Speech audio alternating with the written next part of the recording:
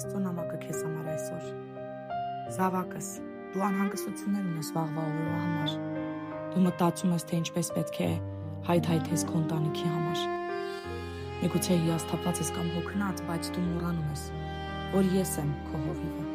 եւ ոչ մի բանի կարոտ չես ունենալու։ Ես քեզ կանաչ տեղերում հանգստություն եմ տալու ու խաղաղության մեջ բնակվես։ Առաջնորդելու եմ քեզ իմ արդարության ճանապարհներով։ Նույնիսկ եթե անդունդների մեջով էլ անցնես, ես քեզ չեմ թողի ու մի վախեցիր։ Ես քո ձեռքից բռնած կտանեմ, որ նաև մխիթարեմ քեզ։ Քո առաջ սեղան եմ պատրաստելու քո թշնամիների դիմաց եւ քո գլուխը յուղով եմ մոծելու ու քո բաժակը ուրախության գինիով եմ լցնելու ու այն խիստ լիքն է լինելու։ Բարիք ու ողորմություն եմ անելու քեզ քո կյանքի բոլոր օրերում, որ հետո գաս ու բնակվես իմ հետ, իմ թագավորության մեջ։ Օրինալ ես դու, ես քեզ հետ եմ, մի վախեցիր։